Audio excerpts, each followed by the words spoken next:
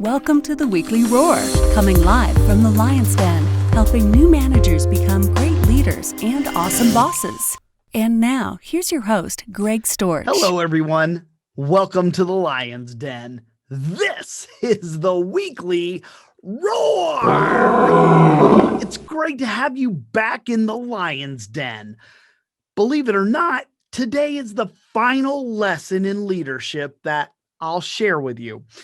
We've spent the last 6.5 months speaking about lessons learned in leadership and example after example of how that lesson has played out in my own life. These have been valuable lessons throughout my life, and I don't want them to get lost over time. So I'm going to spend the next few weeks providing a summary of 2 lessons each week. Okay, so one of these days, we're going to be gone from this earth. We all know that, but have you ever considered that what you're doing right now in these days is forging the legacy that you'll leave behind? Today, I'm going to speak to you about choosing what it is that we leave behind that will ultimately summarize your life. We'll get to it in just a minute. But first, I'm Greg Storch. I'm the owner of Lion Enterprise, host of the Weekly Roar, and founder of a worldwide bartered coaching program called The Helping Hand. I'm a certified professional leadership coach and a certified leadership speaker and trainer. Now, last week in the Lion's Den, I spoke about how important it is that we learn to ask the right questions of the right people. I also told you that we have to start with ourselves. So I shared 6 questions that you can ask yourself to get started.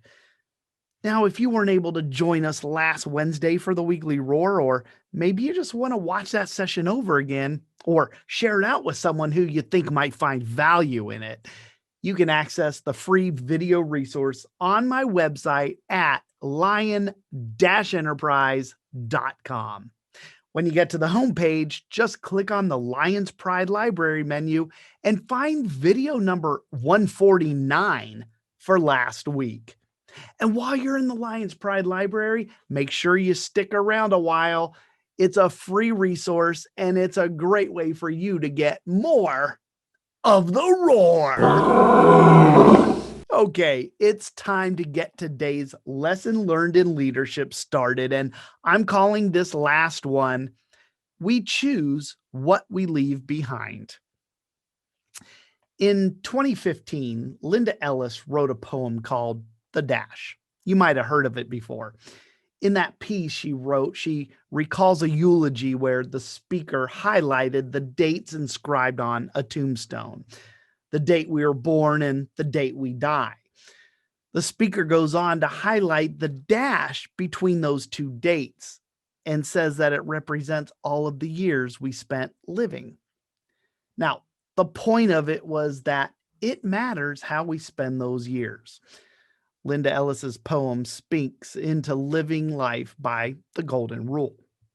And she ends her poem nicely by writing, "So when your eulogy is being read, with your life's actions to rehash, would you be proud of the things they say about how you spent your dash?"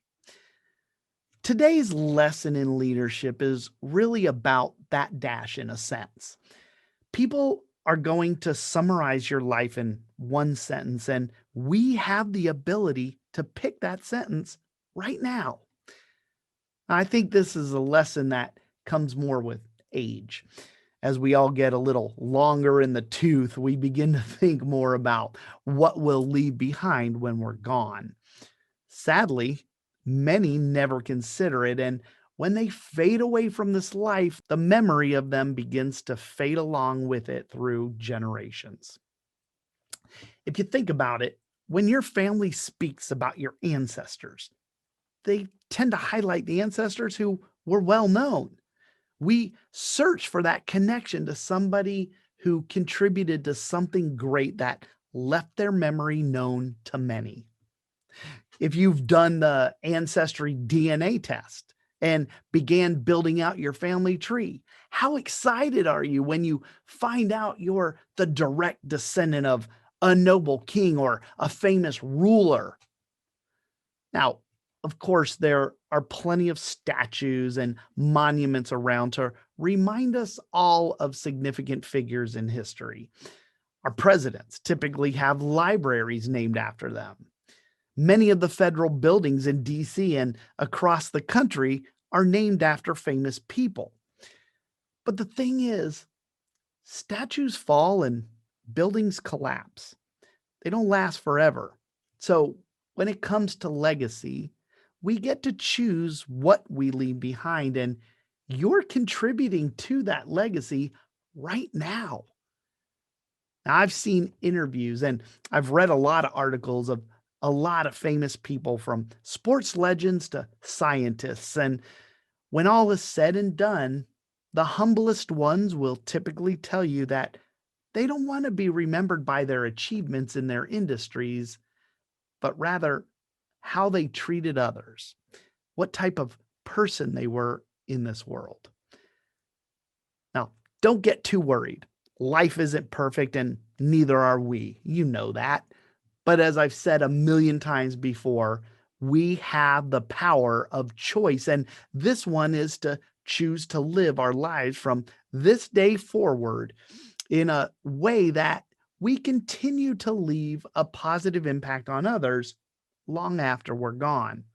So, if this is something you've been thinking about already, or if I just brought the idea to the forefront for you, then I want to share a few things you can do that will help you to start today building a legacy for tomorrow. Now, for me, when I'm no longer here, I want people to speak about me in a positive way. I want their memories and their stories of me to be stories of happiness and about a man who was kind and respectful to everyone. When I speak of my mother and my father to other people, I speak about their kindness and compassion and even their humor that they were all known for by the people who crossed their paths. Now, that's how I want to be remembered too. The key is that now that I know what I want to leave behind, I have to work towards creating that legacy. So, how do my actions today feed my legacy for tomorrow? So, the first thing you have to do is you have to make a choice. You have to make a choice now on the legacy you want to leave behind later. See, legacies are passed on to others, and it can be done intentionally or unintentionally. Most of them tend to be unintentional. My work ethic that I received from my grandparents on both sides of the family was an unintentional legacy of my grandparents. You know, actually, my life is filled with people who made an impact on me that carried through to this day. And I bet if you spent some time thinking about it, you could come up with several people that have impacted you as well. Mrs. Hotchkiss, my high school French teacher, she sparked the curiosity of travel. My cross country coach sparked my love for running. My uncle encouraged me to explore my artistic and creative side. But I can tell you that none of them consciously passed these things on to me. In other words, they weren't intentional about it, right? It was an unintentional legacy. It was just them being them, and I happened to be the benefactor of it. The thing is, we need to be intentional about what it is we desire to leave behind, our legacy. The thing about it is that we're responsible for it. Nobody's going to take the responsibility from us to create our legacy on our behalf. So I encourage you to become intentional about your legacy. You know, a good friend of mine, and probably of many of you, Diane Dick, is one of those people. She's intentional about creating her legacy.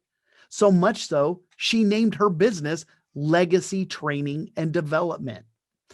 Now, Diane will tell you that She created her legacy as a way to honor the legacy left behind by her own mother and father.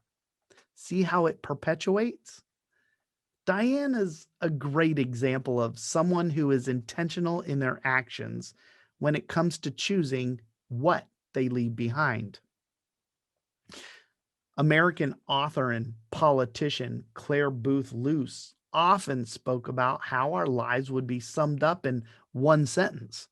She cleverly called it our life sentence. And we can begin right now to define what our own life sentence will be. Now, it's a process and it's going to evolve and mature over the years along with you. But by all means, get started on choosing the legacy you want to leave others. Don't worry if you're just beginning. Remember, we have to start if we want to finish. So start by choosing what it is you want to leave behind for others. Now, the second thing you should begin to do is start living in a way that supports what it is you want to leave behind.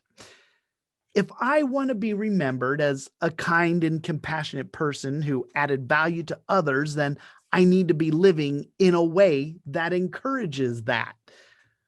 Now, it isn't as simple as just identifying what it is you want to leave behind. You have to start wondering how you'll pass it along to others as well. While there aren't any guarantees with anything in life, one of the best chances you have to leave the legacy you want is given by how you live. If you ever read the book Today Matters by John C. Maxwell, then you know that the secret to a person's success can be found in what they do on a daily basis. The same holds true for our legacies. What we do on a daily basis adds up over time. It has a compounding effect. And when we continue to replicate that year after year, decade after decade, we can see our legacy begin to take shape. Now, here's the thing about this. We don't get to choose how we'll die, but we certainly get to choose how we live. So becoming intentional about your legacy and living it out every day helps us to live a life of no regrets, a life that has been lived to the fullest by making the most of our time here on earth. So remember, once you know what it is you want to leave behind, start taking daily actions to make it happen. Now, the last thing I wanted to share with you is the importance of learning how to appreciate the value of a good legacy. Now, a good example of what I'm talking about is when somebody plants a shade tree, knowing full well they'll never sit under it and enjoy that shade.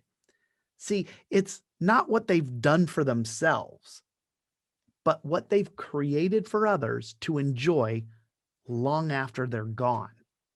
And I think that's really the point of this third thing. The ability to create a positive legacy depends a lot on our own attitude. We have to genuinely care about others. If not, why would we care what we leave behind? We also have to learn to appreciate just how great an impact a good legacy can make. But at the same time, we must also have the right perspective. Now, when it comes to leadership, the perspective I'm talking about here is how unimportant we are compared to the tasks we've been given as leaders. Our goal as leaders isn't to become indispensable to the people we lead, but to leave something that is indispensable to them. Our perspective matters. And when we have the ability to shift the focus away from ourselves and towards others, it helps us to better appreciate the value of the legacy we leave. So those are the three things that can help you really grow and solidify your own legacy. Remember to choose what it is you want to leave behind. Do the things daily and consistently that support what it is you identified as your legacy, and then maintain the proper perspective of the value of a good legacy to other people. Knowing that our lives will be summarized by others in one sentence can kind of be sobering. Picking it now is a great way for us to say thank you to friends, family, and others who we'll never meet. Now, for some leaders, leaving a legacy is the last thing on their minds. Whether you've considered it before or this lesson in leadership prompted the thought, it's never too early to begin thinking about what you want your life to mean to others when it's done. All right, everybody, that does it. That completes this series on lessons learned in leadership. I hope you got a few takeaways from this last one today. I want to just take a second to thank all of you for joining me throughout this series. It's been really fun for me to bring these lessons to you each week.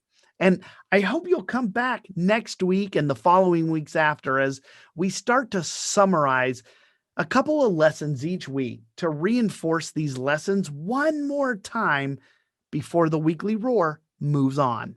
So if you want to keep running to the roar, then come back to the Lion's Den next Wednesday at 11 a.m. Eastern Time to join me for the weekly roar. Thanks everybody for showing up today. I appreciate you and I look forward to seeing you again soon.